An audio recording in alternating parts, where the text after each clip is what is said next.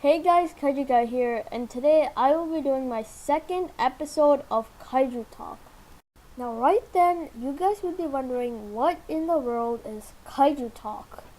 Now, Kaiju Talk is basically me talking about different kaiju in the Godzilla franchise.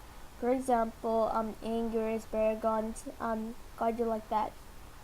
And I'm going to do it in the order the films go. What I mean by that is for example, Anguirus, which appeared in Godzilla Rage Again, and then Mothra, who appeared in Godzilla vs. Mothra in the Showa era, and then King Ghidorah, who appeared in Ghidorah, the three-headed monster. So I'm gonna go like that.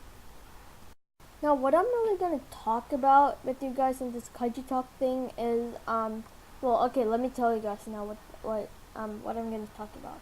So first, I'm just gonna tell you guys like a brief introduction of the kaiju. What's my opinion on it, if it's my most favorite, or if it's okay in the middle, or like stuff like that.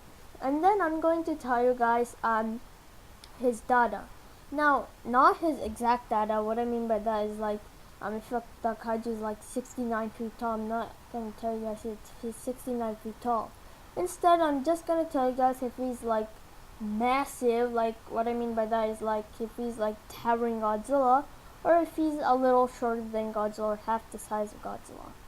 Then I'm going to tell you guys like how he looked in the Godzilla 2014 franchise, which I think it's the most interesting thing of the kaiju data. Now, in the part where I'm going to talk about how he looked in the Godzilla 2014 franchise, basically I'm going to tell you guys my opinion on the kaiju's origin, his size, how he looked like, and like the stuff like that, in the like how he'd be in the Godzilla 2014 franchise. Similar to what I did to Mechagodzilla very recently and King Ghidorah like a little while back. So basically, I'm gonna post this picture up, and I'm gonna tell you guys the differences from that picture.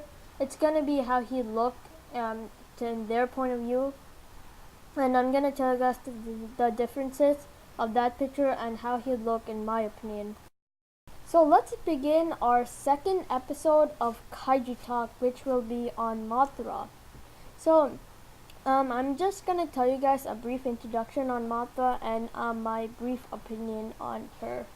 So Mothra is basically a mutated moth, and her role in the Godzilla franchise is that she is a guardian of Earth. Now, my main opinion on Mothra is that she's not such a bad kaiju. She's very powerful. She has many physical abilities, but my only concern is that she's very, very small. So yeah, that's my main opinion on Mothra. So let's move on to Mothra's superpowers, which she has quite a lot. And we're gonna begin from the Showa era. So the Showa Mothra only has a few superpowers, which are flying and heavy winds from her wings. Now the Heisei Mothra has a few more superpowers. Number one, she could blast lasers from her antennas. Number two, she could blast lightning from her wings. Number three, she could cause heavy winds. Number four, of course, she could fly. And number five, she could sprinkle like these sparkle like things from her wings or from her antennas. So I don't really know what's the purpose of it. I think it's to make good. I mean, to make evil good or something like that. Now, the Millennium versions of Mothra also have a few superpowers. Number one, they could blast heavy winds. Number two, of course they could fly. Number three, in GMK, Mothra blasted like these dart-like things from her torso. So yeah. Now, the versions of Mothra and the Rebirth of Mothra trilogy have a lot of superpowers, so I don't want to go over them. So I'm just going to tell you guys the superpowers they have. I know. So Mothra Lear, I think she could cause this hurricane or something, and Rainbow Mothra could shoot this beam out of the three dots on her head. Now, as you see in the picture, Mothra is a little shorter than Godzilla length-wise and very shorter than Godzilla height-wise. So even though she could fly, so she has equal. She could fight Godzilla. So yeah. Now, my opinion on Mothra's size and superpowers are that The show and Millennium Mothras could have a little more superpowers. The Rebirth of Mothra trilogy, the Mothras in the Rebirth of Mothra trilogy could have a little less superpowers, and she could be a little more bigger. So let's move on to how Mothra will be in the Godzilla 2014 trilogy. And as we all know, Mothra is set to appear in the Godzilla 2014 sequel.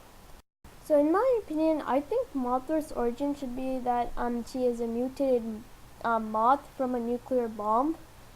And her role is that there's this Native American tribe that believes in her.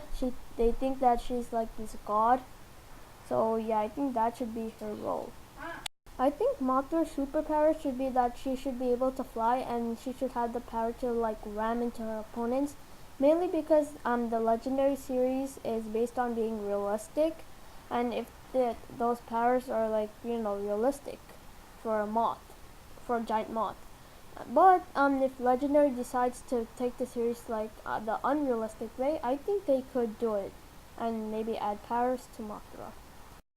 And that is about it for now. I hope you guys enjoyed this video, and I will see you guys later.